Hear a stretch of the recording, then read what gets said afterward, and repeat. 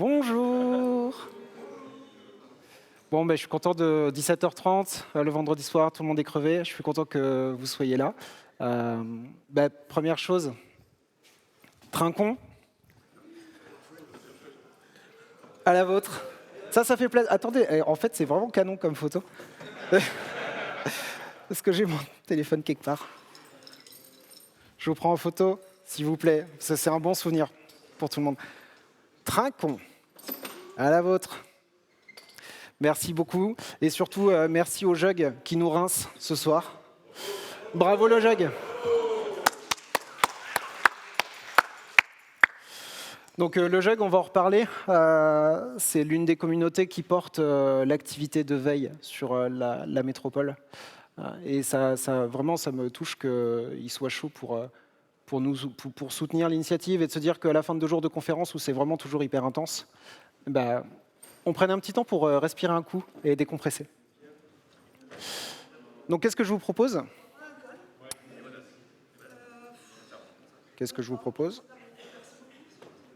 D'appuyer sur la touche. Voilà. Alors moi, je m'appelle Ludo, j'ai créé un podcast qui s'appelle l'Estamitech. En fait, je vais raconter une petite histoire. La petite histoire, c'est que en 2012, un truc comme ça, Manu, j'ai créé un meet-up qui s'appelle le GDG à l'époque. Moi, je venais de débarquer sur l'île, je connaissais absolument personne. Et mon objectif, c'était juste de dire, tiens, comment est-ce qu'on fait pour se créer un réseau professionnel dans la région lilloise? Quand on découvre, on ne connaît pas l'écosystème, on crée un meet-up, et puis on fait venir des gens, on fait parler tech, et parce que moi j'adore mon taf, j'adorais mon taf et j'adore toujours mon taf. Je l'adore d'autant plus que j'ai des collègues merveilleux. Je vous aime. Et puis ce meet-up, au bout de 2 ans, 1 an, je ne sais plus, il y a Manu et Fanny qui m'ont rejoint. Puis Manu et Fanny, ils sont pleins d'énergie. Moi, je sais pas, ils m'ont appelé très vite papy, après grincheux. Et j'étais la personne qui, à chaque fois qu'ils proposaient quelque chose, ils me disaient tout de suite allez, on organise tel événement, on fait venir telle personne. Et puis un jour, ils m'ont dit hey, ça te dit, on fait une conférence. J'ai dit oh. Faire une conférence, ils ont mis un petit moment à me convaincre parce que moi je voyais tout de suite les freins. Je dis oh là, il faut un budget, il faut des sponsors, il faut aller démarcher, il y a moyen de se planter, on prend des risques, ça prend du temps. Bon, j'étais chiant, quoi. Et puis eux, avec toute leur énergie, eux ils voient pas tous ces obstacles. Donc ils se sont dit tiens, tu verras, on va le faire. J'ai dit allez, ok, on y va, on le fait. Et puis premier DevFest a été créé comme ça. 200 personnes, 300 personnes dans une école. C'était cool, c'était sympa, c'était facile, on a passé un super moment. Puis de fil en aiguille, ça se retrouve... je les ai abandonnés, moi, il y a quelques années. Et eux, ils continuent avec leur insouciance à se dire tous les ans « Ouais, on verra bien, ça va être facile ». Et puis, ils sont là avec Gérard, Charlotte et toute leur équipe, toujours avec cette énergie. Donc, je vous propose aussi de trinquer à leur santé et pour les remercier d'organiser ça.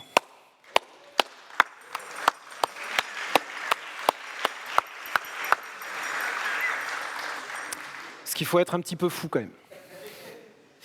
Ce que je vous propose de faire pour débrief de la conférence, je vous propose un petit menu. Moi, j'ai créé un podcast qui s'appelle l'Estamitech, parce que je ne fais plus partie de l'OrgadeConf, mais j'aime toujours discuter avec des gens. Donc je me suis dit, pourquoi pas faire sur mon temps libre un petit podcast. Je vais rencontrer des gens, je discute avec eux. Et puis en mode estaminet. Alors un estaminet, je ne sais pas si vous connaissez l'histoire. Bon, aujourd'hui, on connaît le truc rue de Gand, un peu touristique, tout ça.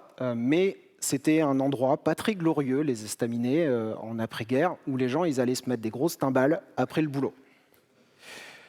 Mais il y avait un côté positif. Au moins, c'était une zone de décompression où on osait parler et on osait dire tout ce qui nous passait par la tête. Et c'est un peu ce que j'essaye de faire dans les podcasts. Il n'y a pas de tabou. Tu viens, tu discutes, tu dis ce que tu penses. Et puis, au moins, on en débat et ça crée de la vie.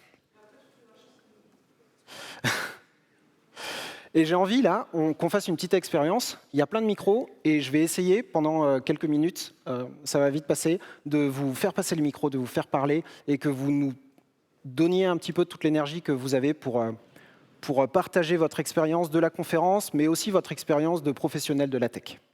Donc d'abord, on va parler de vos réflexes en tant que développeur et développeuse. Qu'est-ce que vous faites tous les jours? Parce que moi, j'ai bien retenu un truc de la conférence, c'est que notre métier est vraiment en train de bouger. Et ça m'interpelle vachement. Et j'ai vraiment envie de savoir ce que vous faites tous les jours et à quel point votre métier est en train de changer. Et puis, on fera un petit peu de veille en entrée.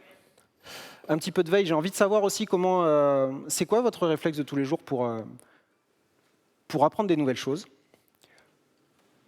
On se posera la question de savoir ce que c'est une bonne conf. Et puis, je poserai la question à 2 personnes pour qui c'était la première fois.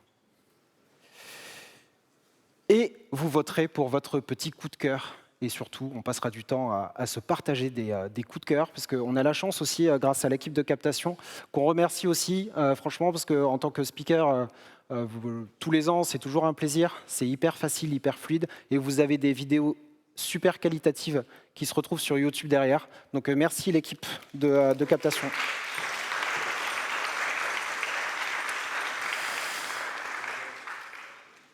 Alors, j'ai une petite question pour vous, très rapide. C'est quoi ce graphe pour vous? Quiz. Il a tourné pas mal ces derniers temps. Ah.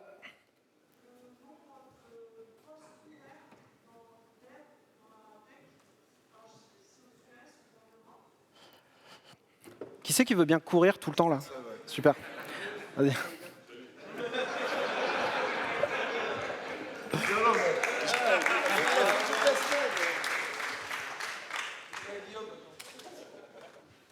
Du coup, je te répète ce que j'avais dit. Ouais. Non, je suis désolée pour la blague LinkedIn. C'est juste ça m'est venu comme ça spontanément et je suis très naturelle, donc c'est sorti comme ça. Du coup, pour moi, ce graphique qui a assez tourné sur les réseaux sociaux, en effet, ça représente le nombre de jobs de dev ouverts. Alors, je ne sais plus si c'est aux US ou en Europe, mais de job posting. C'est exactement pas ça. Un autre essai. C'est. Non. Les recherches sur Stack Overflow, non, c'est pas ça? Presque. On y est presque. On va valider ça là. C'est le nombre de postes créés par mois sur Stack Overflow.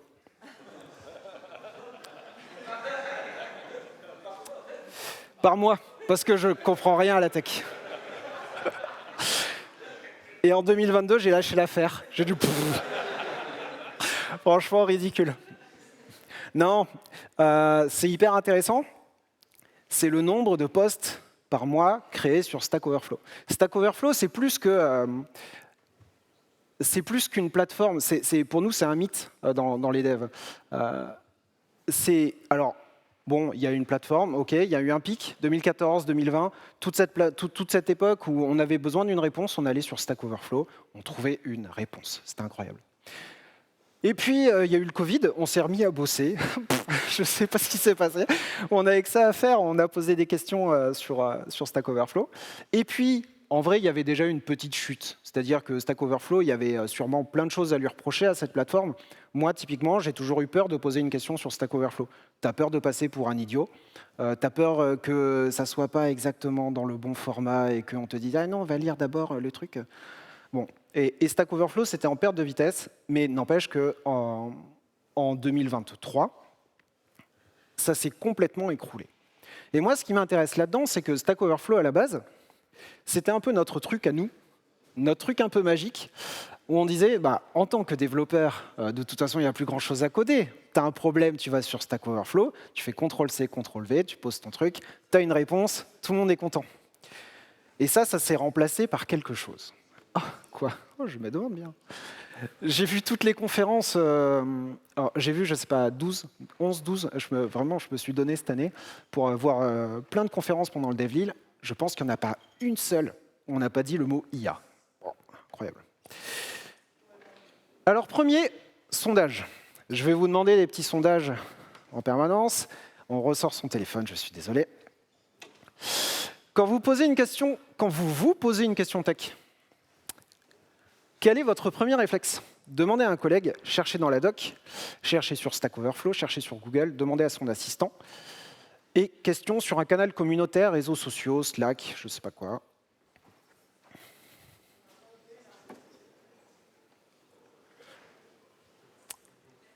Gérard, toi, c'est quoi ton avis? Gérard, il lève plus. La doc. Google, doc officiel, assistant IA. Google, quand même, hein, Google. Demandez à Ludo.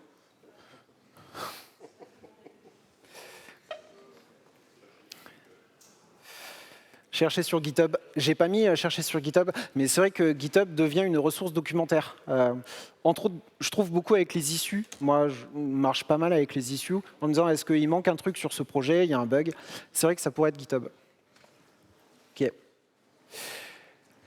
Doc officiel, il y a. Alors, j'admire quand même parce que doc officiel, je suis sûr, il y a plein de gens, ils disent ouais, je vais sur la doc. Pff, pas du tout. Perso, j'y crois pas du tout une seconde que ça soit en numéro 2, quoi. 74 personnes, allez, 75, ok, cherchez sur Google. En vrai, moi, quand j'ai récupéré les réponses de Stack Overflow, Google était vachement un point d'entrée de Stack Overflow. C'est-à-dire que j'allais jamais d'abord sur Stack Overflow pour poser ma question, j'avais un problème, je regardais sur Google, et ça me donnait, dans les premiers liens, la réponse Stack Overflow.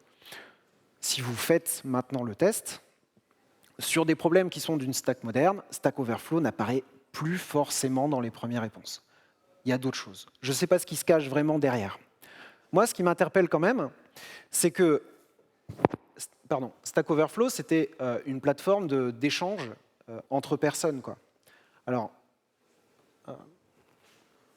qu'est-ce qui s'est passé pour que on n'ait plus de trucs, pour que le centre principal de tech chez nous soit les assistants IA, soit Google ou soit la doc, mais c'est-à-dire qu'on ne pose pas la question à un de ses pairs.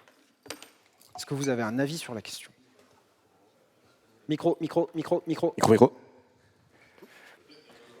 y en a plein. Et il y a plein de questions de réponses. Le premier truc, c'est que quand les gens sont passés sur Stack Overflow, ils ont arrêté de demander à leurs collègues. D'accord? Et après, ils sont passés de Stack Overflow à la machine à mentir. La machine va mentir. Alors, j'ai pas l'expérience du monsieur, je suis dans le métier depuis très récemment. Donc, voilà, moi, personnellement, mon réflexe premier, c'est que dans ma boîte, on est en pair. Genre, on est un duo sur une techno. Et systématiquement, quand vous êtes comme moi, junior, et que vous débarquez, ils vous mettent avec un gars solide, quoi. Un senior, plutôt un senior plus d'ailleurs. Et donc, mon réflexe numéro 1, c'est de me fracasser la tête contre le problème pendant 1 heure à 2 heures. Et si pendant 2 heures, j'ai toujours pas trouvé de réponse, là, je commence à flipper et je demande de l'aide. Et si le senior ne sait toujours pas, c'est là que je demande à la machine à halluciner. C'est quoi ta boîte? No comment, non, je rigole. Je suis collègue de Gérard, donc je bosse chez Decathlon. Eh ben, bravo collègue. Decathlon, c'est cool de faire du mentoring, je trouve. Ouais, on a une super culture pour ça. Le site internet pour le recrutement, c'est... Non. Yes, vas-y. Alors du coup, c'est moi qui... Oui, bah, c'est parce que je savais pas si quelqu'un d'autre avait le micro. Un des trucs qui fait que j'utilise plus trop Stack Overflow, moi, en tout cas pour poser des questions, c'est que j'en ai eu un peu marre de me faire insulter dans les réponses, quoi. Genre, t'as pas compris. Au moins, le LLM, il me dit t'as raison, patron. Même si j'ai pas raison, quoi. Mais voilà. Mais c'est un vrai truc, ça. C'est-à-dire que le LLM, il est là pour te...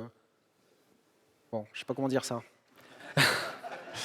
Mais il te fait vachement plaisir, le LLM. Il est hyper complaisant. C'est vrai, hein? Et c'est pas cool. Et d'ailleurs, un truc hyper intéressant, c'est que je trouve que j'ai jamais eu des meilleures réponses qu'à partir du moment où l'un des prompts généraux que je donne à mon assistant, c'est de lui dire « sois hyper critique avec mes questions ». Et en fait, mais ça change complètement le ton de ses réponses et c'est d'autant plus pertinent. Moi, je vous encourage vachement à demander à votre assistant d'être critique avec vous. Sinon, il dit « ah ouais, super idée ».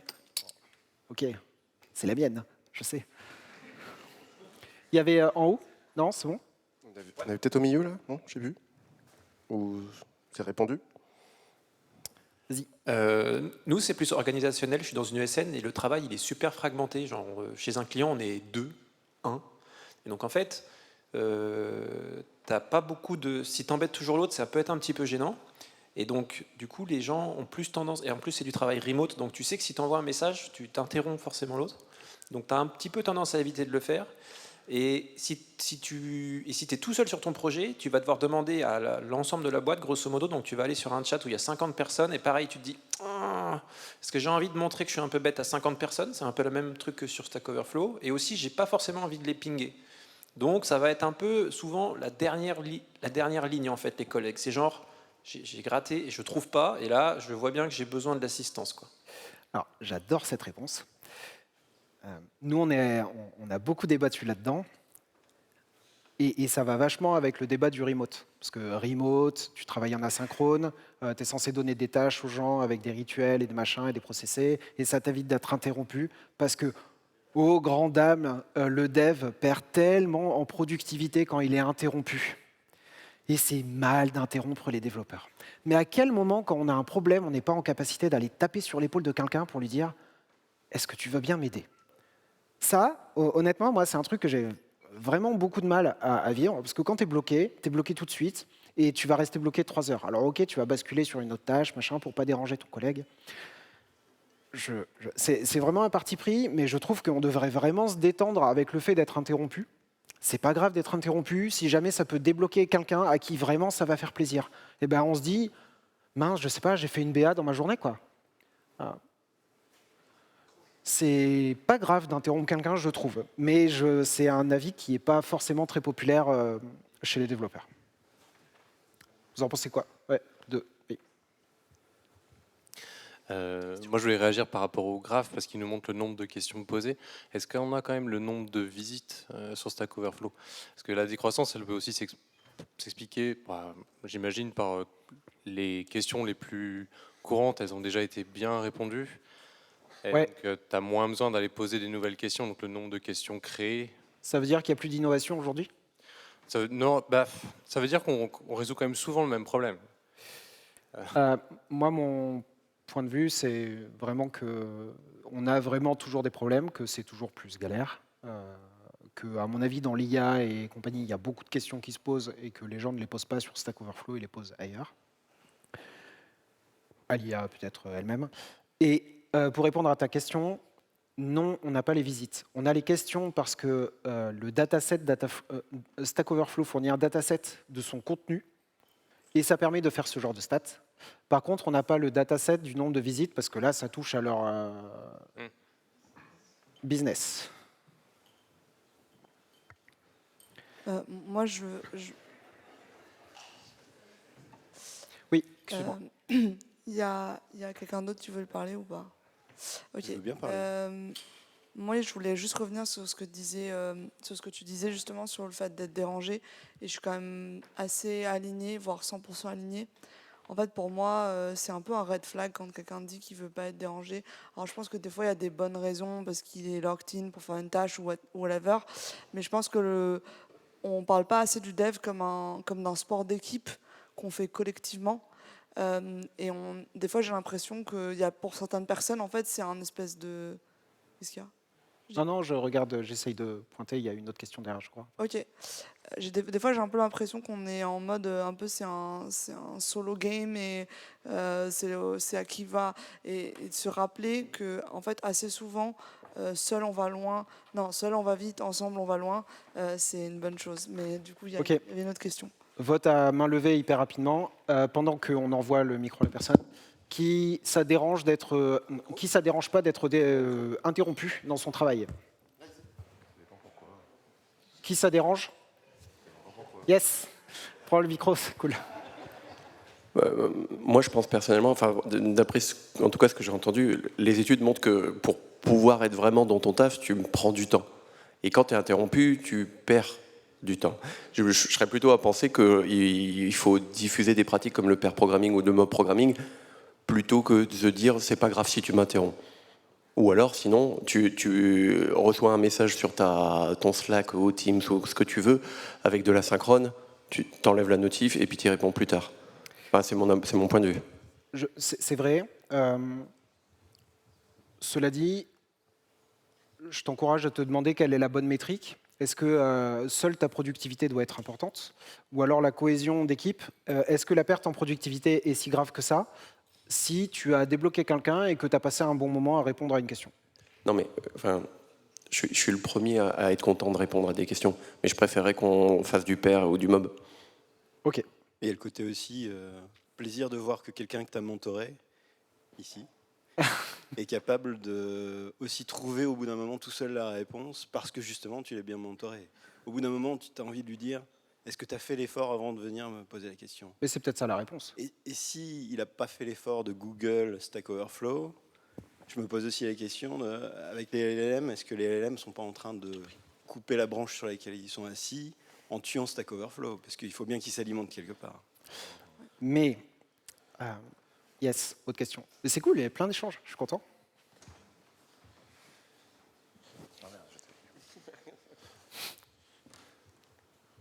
Je rebondis sur ce qui vient d'être dit, effectivement, de Stack Overflow. On est en train de perdre la ressource Stack Overflow, sauf que le ChatGPT est en train d'engranger elle-même une nouvelle connaissance, parce qu'on est en train de l'alimenter et de lui poser des questions. Et poser la question, c'est aussi, c'est la moitié du travail, poser la bonne question. Donc on est en train de perdre ce bien commun, en fait.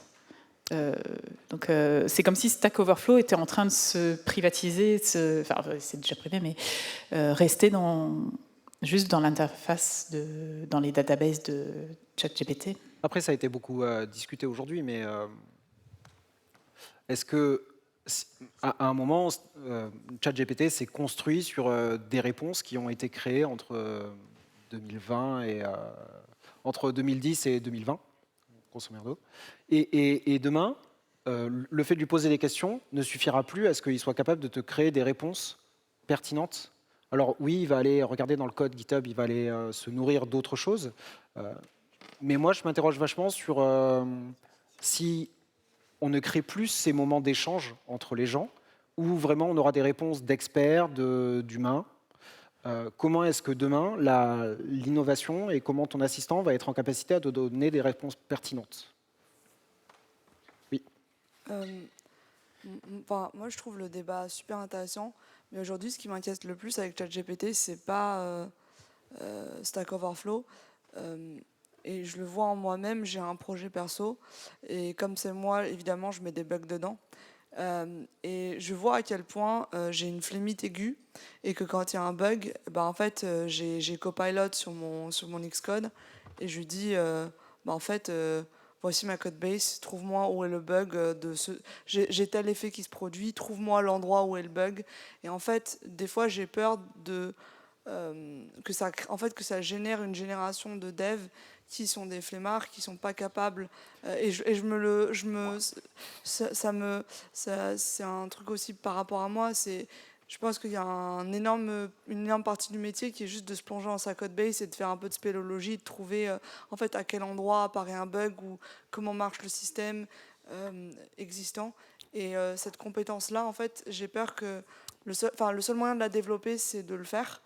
Et des fois, avec ChatGPT, justement, il permet en fait de court-circuiter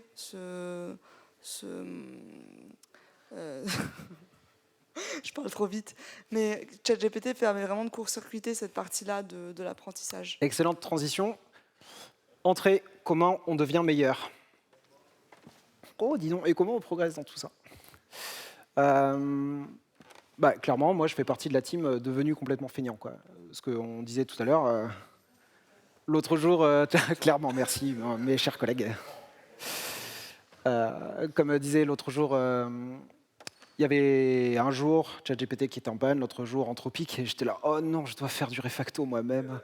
C'était nul, mais quelle matinée, la flemme. Nouvelle question, vous pouvez reprendre votre petit truc. Quel canal de veille vous affectionnez? J'en ai sûrement oublié, et si vous répondez autre, vous pourrez dire autre. Et, Ah, j'ai mis les meet-up, non? Non, j'ai pas mis les meet-up. Vous avez raison, c'est nul.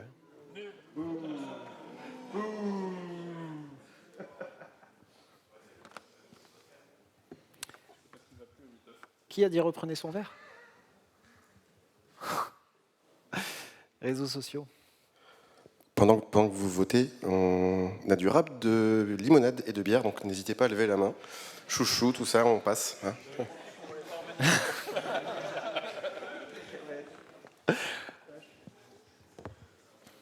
Ok, 48, 50. Réseaux sociaux.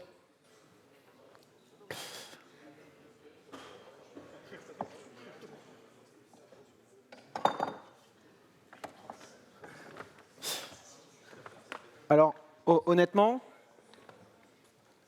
je suis étonné des résultats. Et ah si, quand même, YouTube est en train de remonter, quoi. Voilà, ça se bat avec les blogs. Attention.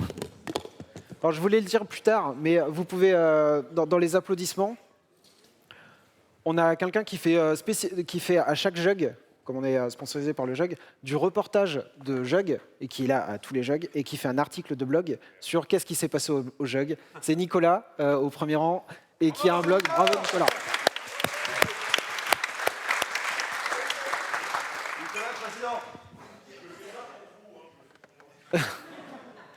Bah, sache que tu as des lecteurs et que c'est cool. Merci à toi. Bon, réseaux sociaux. Beaucoup de personnes ont voté pour réseaux sociaux, ça m'étonne pas mal. Moi, je suis hyper embêté avec les réseaux sociaux. Twitter, un tweet sur deux, j'ai du porno, je sais pas pourquoi.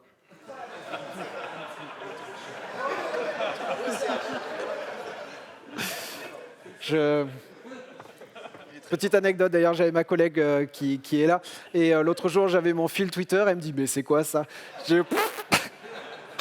C'est vrai, ouais, je sais pas, je comprends pas.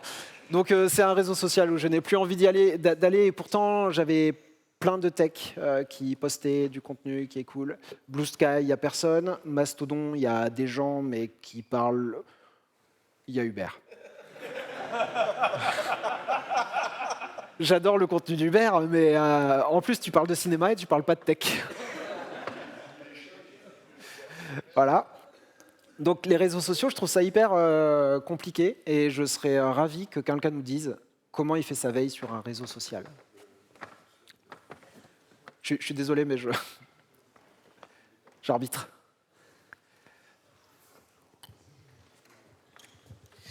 Du coup, sur Reddit, en fait, tu peux choisir tes subreddits, mais du coup, ça fait un peu echo chamber de j'ai choisi les sujets qui m'intéressaient et du coup, je vois les nouveautés sur ces sujets. Parce que les trucs un peu plus généralistes, bah, du coup, tu as de tout et n'importe quoi et ça ne m'intéresse pas forcément, tu vois. Ok. En 2 mots, on va essayer d'accélérer, il reste un quart d'heure après. Vas-y. Et puis vas-y, et puis vas-y. Ah. La demoiselle d'abord, pardon.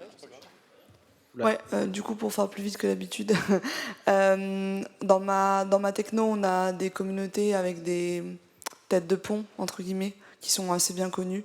Et du coup, bah, je les suis sur les réseaux sociaux et ils postent régulièrement. Lesquels ? C'est ma techno. Ouais, mais quel réseau social ? Ah, je sais pas, ils sont sur LinkedIn. Ah, LinkedIn, ok. Ouais, okay. Enfin bref, ok. Je me tais. C'est le seul, LinkedIn, où en effet il y a du contenu, mais c'est hyper marketeux, quoi. Des fois, ton fil, il est... Ah, petite question en haut. Enfin, un retour, pardon. Je suis désolé. Bon, ouais. je suis pas dev et je suis plus dev, surtout plus dev, mais je m'intéresse encore beaucoup à toutes les technos. Et en fait, je fais un truc un peu hybride. C'est que souvent le matin, je regarde LinkedIn, je regarde des notions assez rapidement.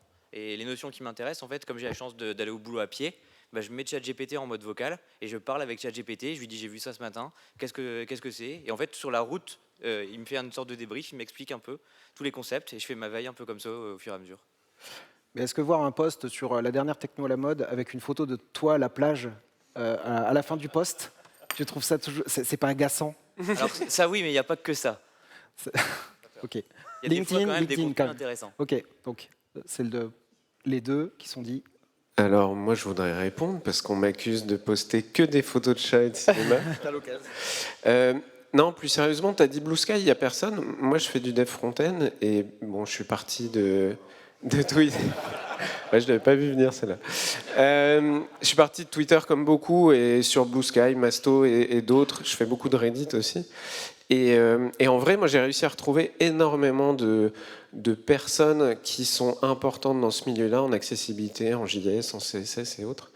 Donc non, je trouve que c'est plutôt bon. Et tu n'as pas mis les flux RSS. Quand j'en ai parlé à mon équipe... Les blogs. Ouais. Pour moi, c'est les flux RSS. Ok. Quand j'en ai parlé à mon équipe, je suis passé pour un boomer. Personne ne savait ce que c'était. Qui utilise les flux RSS? Ouais. Ah, merci. Mais pas assez. Et en vrai, il y a des lecteurs qui te permettent de rajouter des comptes Blue Sky dans ton lecteur de flux RSS ou des subreddits. Comme quoi? Comme InnoReader, il le fait. InnoReader. Mais du coup, que ce soit lui ou un autre, je trouve que c'est un système d'agrégation de différentes sources.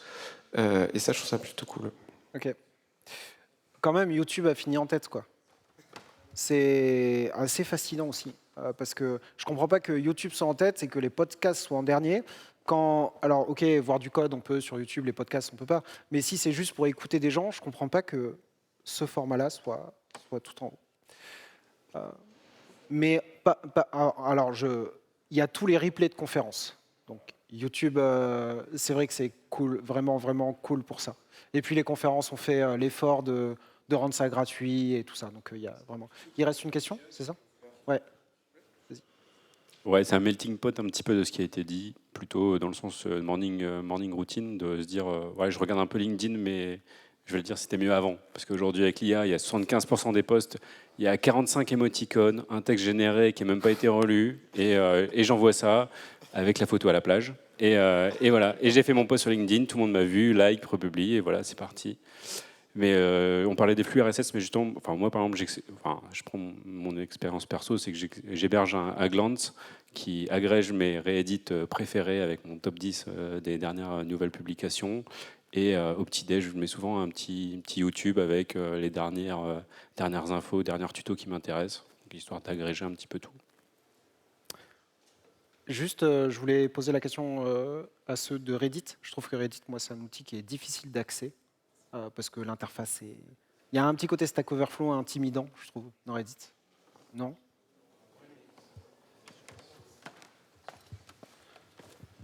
Alors, fais attention, il y a aussi du porno sur Reddit. C'est pas recommandé, c'est choisi. Voilà, c'est choisi, n'est-ce pas? Ouais, alors je sais pas si c'est personnel ton avis, mais t'as un algorithme aussi, mais tu vas suivre. Moi, je suis les TypeScript, JavaScript, CSS, etc. Par contre, souvent, en tout cas sur les subreddits tech, t'as beaucoup moins ce côté personnel. Moi, je lis même pas les pseudos des gens qui postent, et ça va être beaucoup plus sur le contenu qui est partagé. Souvent, c'est un lien, et d'avoir les commentaires, ça va être intéressant. Et beaucoup plus que sur un Blue Sky ou autre. Là, tu as l'avatar de la personne, tu as son nom, prénom. C'est vachement plus brandé sur l'auteur que le contenu, quoi. Ouais, mais tu as vraiment ce truc d'échelon de personnes, et puis des réponses à des réponses, de réponses, puis des réponses à des réponses, et puis tu vois. Je trouve la lecture difficile, quoi. Je vois ce que tu veux dire. Après, pour du partage de liens, finalement, tu lis pas des masses les commentaires, et tant pis, quoi. Mais, ouais.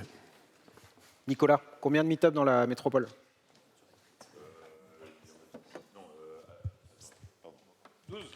Yeah. Je parle pas assez fort. Putain. Des meet-up, je pense qu'il y en a une dizaine, un truc comme ça. En fait, là où je veux en venir, c'est... Je vais vraiment essayer d'accélérer. On a créé quand même des écosystèmes locaux qui sont des écosystèmes historiques, parce qu'avant, il n'y avait pas YouTube, parce qu'avant, toutes les vidéos n'étaient pas dispo. Donc, historiquement, on a un moyen d'échanger localement avec plein de gens, qui sont les meet-up. Je voulais vous dire quand même que la métropole est l'une des plus riches de France en termes de meet-up. C'est hyper actif, hyper riche, il y en a pour tous les goûts, il y en a pour toutes les technos. J'en ai référencé 13 ou 14 là, parce que j'en oublie peut-être. Vous les connaissez tous? Ouais. En numéro 2. Microsoft, StitDev, Frontend Bears, Postgre, Craft, Flutter, Rust, Lil Android, Agile, Datalil, AWS, le ch'ti jug qui nous rince.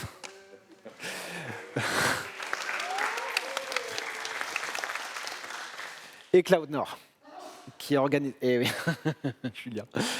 Qui organise quoi? Qui organise... Ah non, je vais dire après.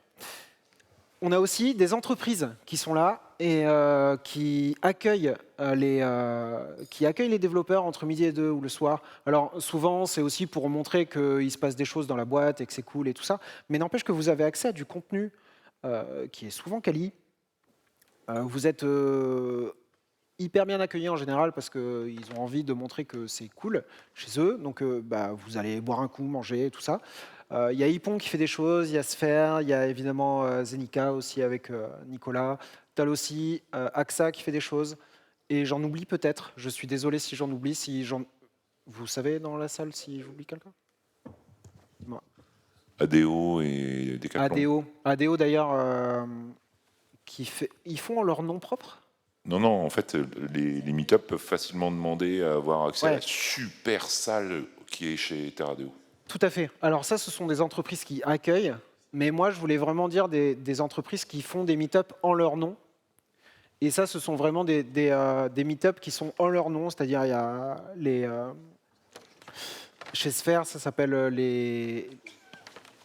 Sphere Lunch, exactement, qui sont le midi. Et c'est une vraie question que moi, je me posais aussi, de dire est-ce que c'est plus cool de créer un meet-up le midi plutôt que le soir où il y a une certaine population de développeurs qui a pris de l'âge et qui a des enfants et qui le soir n'a plus forcément le temps d'aller à des meet-up.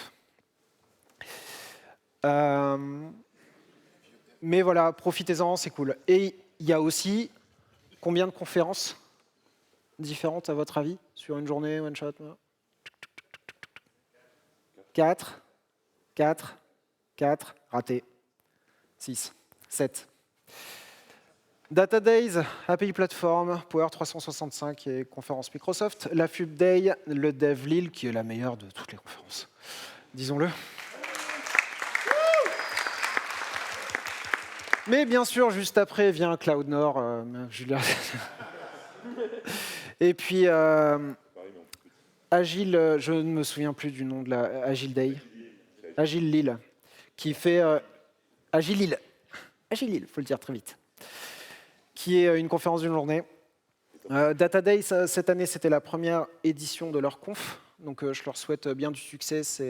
Ils passent comme toutes les conférences. Tu le fais dans une école et tu essayes de grandir. Tu vois s'il y a de l'attrait. Et évidemment que la conf data... c'est un sujet, c'est le sujet de maintenant. Force à eux. API Platform qui est porté par les tilleuls, principalement aussi. Et puis voilà. Il y a aussi la création de contenu qui est local. Manger local, manger du contenu local aussi. We Love Dev qui a longtemps fait du contenu, interviewé plein de gens de l'écosystème tech qui sont cool. Il y a Equité qui s'est lancé, qui fait plein de vidéos YouTube. Julien encore. Il y a moi. Coucou. Merci. Je vous conseille Tokate. Tokate qui est un podcast assez sympa qui présente des entreprises. Je te donne juste après. Tokate, qui présente des entreprises à mission locale, qui est porté par la French Tech Lille. Il y a toi aussi. Ok, je te dirai. Et puis les carnets de l'IA, parce que vous savez qu'il y a la cité de l'IA à Roubaix. Je ne connaissais pas, mais il y a la cité de l'IA à Roubaix. Et il présente aussi de la tech, et c'est local, et c'est cool. Et vas-y, dis-moi, un petit micro. Si tu as Thomas un micro, tu as un micro en main, vas-y Thomas. Oui, sur les conférences, il y en a une où je pense qu'il y a peu de porosité entre nos communautés et celle-là, c'est l'ancien FIC, le forum de cybersécu à Lille. Je crois que c'est la plus grosse conf qu'il y a à Lille, c'est énorme. Et ça m'interroge justement ce peu de porosité entre les deux. La cybersécu, ouais. Mais j'en ai sûrement oublié. Honnêtement, c'est vachement dur de référencer ça. Et c'est aussi pour ça que, j'en parle juste après, mais il y a un Discord qui a été créé, qui essaye de réunir les communautés tech. Et c'est pour justement créer cette porosité entre les gens. Et que ça communique, et qu'il y a un écosystème tech qui soit le plus vivant possible. Et dis-moi. Oui, je voulais dire, moi je viens de Nancy, et je vous félicite parce qu'en fait, je me suis rendu compte à quel point c'est mort chez moi quand je suis arrivé là... mercredi soir, en fait. Oui. Non, mais bravo.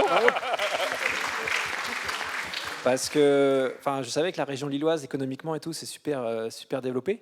Mais ça s'est vu quand je suis arrivé mercredi, je discute, alors j'ai vu Manu et d'autres qui étaient là, et le gars il te dit ouais j'organise des confs, le gars d'à côté te dit ouais mais moi j'ai déjà donné cet exposé 2 fois, enfin tout le monde a donné un exposé plusieurs fois, j'étais là genre vache, il y a du level. Et j'enseigne aussi à l'Université de Lorraine et je rebondis sur la formation en fait, parce que moi quand je suis en tant que prof, les élèves ils viennent me voir et me disent alors dans quelle boîte je pourrais postuler? Bah écoute, moi je fais du travail remote avec une boîte qui est à Paris et mon job précédent c'était aussi remote. Et à Nancy, il y a un seul employeur qui est un petit peu gros, il s'appelle Pharmagest, mais ils sont nuls. Et du coup, c'est triste quoi en fait. Moi j'aime la Lorraine, je viens de là, c'est super comme endroit, mais c'est vrai qu'en termes de taf, c'est nul. Et du coup, je vous félicite parce que j'imagine que vous pouvez dire aux gens, aux jeunes, vous avez un avenir ici localement, quoi. Il y a plein de boîtes. Alors, je ne vais pas citer tous les gros noms que vous connaissez, mais bravo parce que vous faites aussi le travail pour les générations qui viennent après, quoi, ceux qui n'ont pas encore d'enfants et tout ça. Merci. Et une fois de plus, tout ça, c'est fait par des bénévoles. Donc il y a une part de j'aime mon boulot, j'y passe du temps. C'est franchement chronophage pour l'avoir fait. Donc force aux orgas. Ce qui est hyper dur aussi, c'est de tenir dans le temps, quoi. Donc j'avais parlé des médias locaux. Alors dans les médias locaux, il y a Nicolas aussi. Nicolas qui a son blog. Nicolas est un média à lui tout seul.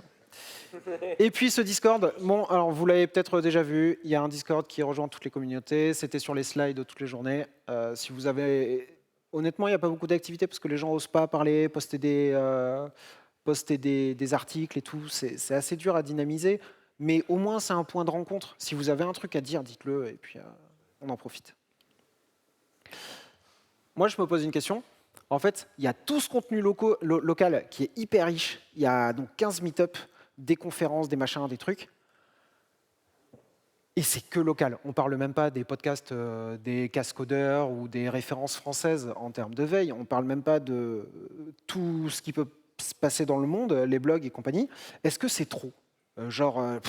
L'écosystème local, je m'en fous. Moi, ce qui m'intéresse, c'est la dernière news tech. Ou alors, non, j'aime avoir le choix et tant mieux, c'est de la richesse. Ou alors, je ne sais pas, arrête, je suis perdu. Pourquoi j'ai pas la réponse en direct? Oh non! On va faire à main levée, parce qu'on n'a pas le temps. Est-ce que c'est trop? Oui, on lève la main. Ah, personne. Non, j'aime avoir le choix, on lève la main. Ok. Je sais pas, je suis perdu. Il y en a quelques-uns quand même. Ok. Bon, j'aime avoir le choix, bah, tant mieux, écoutez. On va garder ça. Ah si, incroyable. Bah, parfait, ça correspond aux mains. C'est quoi une bonne conf? En quelques mots, je donne la main à ceux qui ont gagné le tremplin. Donc le tremplin, je suis vraiment désolé, on va être à la bourre. Le tremplin, ce sont des néo-speakers qui ont présenté pour la première fois au Dev Lille après avoir gagné le tremplin. Je pose la question à Audrey, qui est ma collègue. C'est quoi une bonne conf pour toi et qu'est-ce que tu as appris à travers le tremplin? Et puis il y a Adrien qui doit être quelque part, qui est là, et qui va aussi nous donner sa réponse. Et en attendant, vous pouvez aller là et puis mettre des petits mots-clés en un mot. C'est quoi une bonne conf pour vous? Pour moi, après avoir fait le tremplin, je pense qu'une bonne conf, c'est qu'il y ait au moins une personne qui sorte de la salle et qui ait envie de prendre une action par rapport à ce que tu as dit, en fait. Si tu lui as apporté quelque chose, dire en rentrant chez moi, ou demain, ou lundi, je vais essayer ça parce que ça m'a donné envie d'aller voir. Juste ça, parce que parler pour parler, en fait, les gens, ils ont autre chose à faire. Voilà. Adrien? Pas facile de passer après ça. C'est une bonne conf, c'est une conf qui a trouvé aussi son public. Et, il y avait le contenu qui était là et porté par une forme incroyable et souvent un speaker incroyable. Ça rend une bonne conf. Bah, j'adore ce nuage de mots, il est quand même vraiment hyper cool. Merci Adrien, et puis je vous propose aussi de les féliciter parce que le premier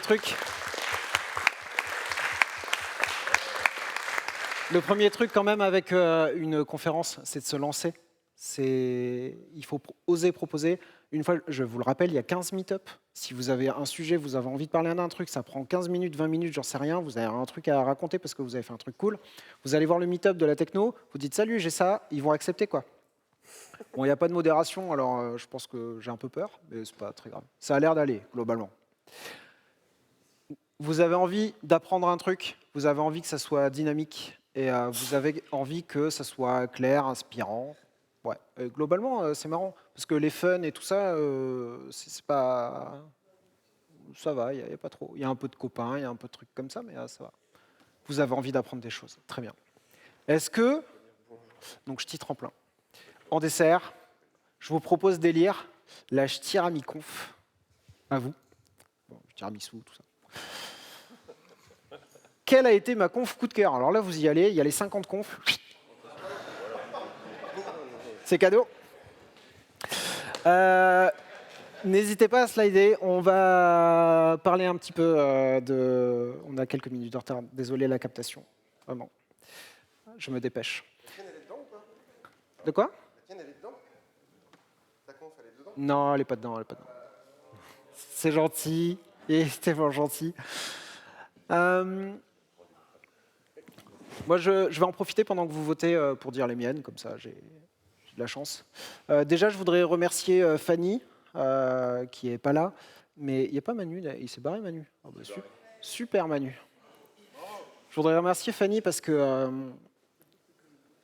elle va démarcher les speakers keynote. Alors, je sais que la keynote, c'est toujours un sujet, ce sont des personnes qui ne sont pas tech, mais Fanny, elle a beaucoup de courage parce qu'elle a des valeurs qui lui tiennent à cœur. Elle se dit, je mets beaucoup d'énergie avec les autres organisateurs à organiser quelque chose avec mes valeurs à moi.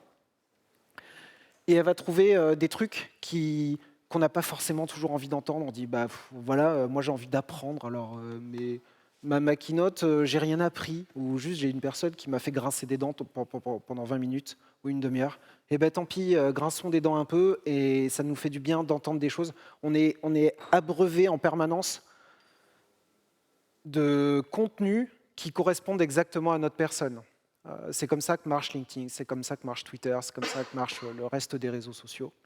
Eh bien, acceptons une fois de temps en temps, pendant une keynote, que le contenu qui nous est proposé n'est pas un contenu qui nous corresponde à 100%. Donc bravo Fanny, je la remercie une fois de plus de faire ce choix de keynote.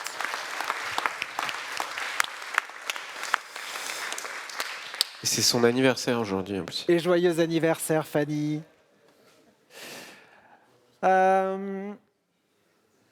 Et puis, est-ce que j'en ai d'autres là? Non, dans le tas. Non, comme il n'y a pas la mienne, j'en parle une seconde, c'est pas grave. Moi, j'ai bien aimé aussi que ça soit salle comble pour une conférence qui s'appelait L'avenir des développeurs, qui était hier. Et c'était marrant parce que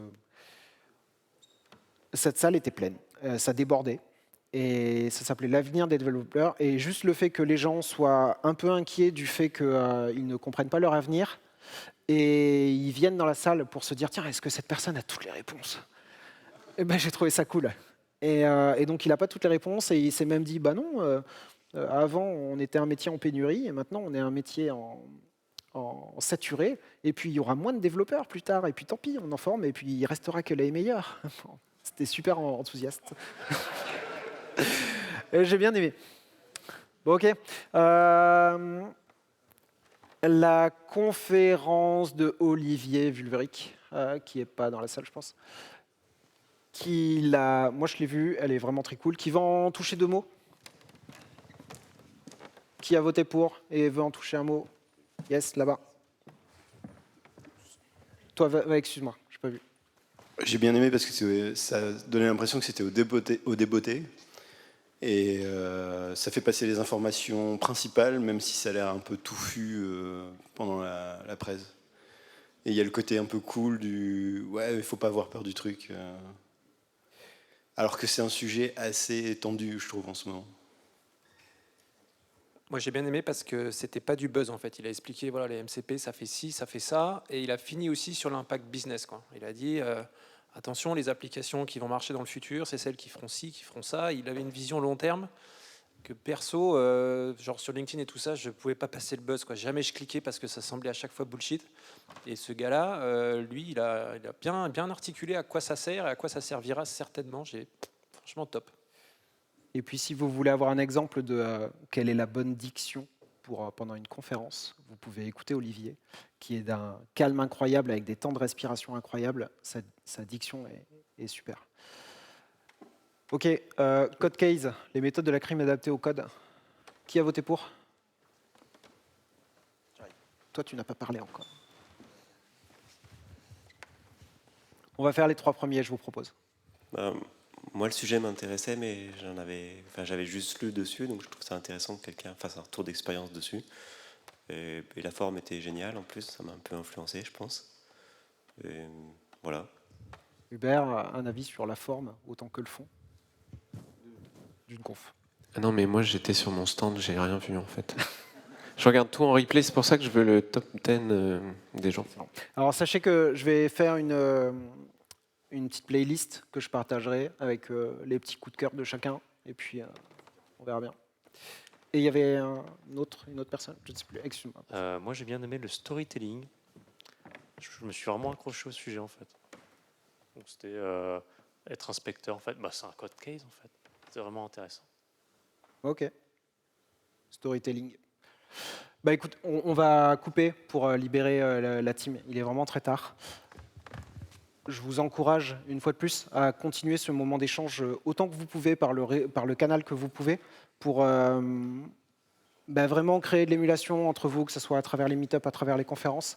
C'est vraiment le but. C'était gratuit.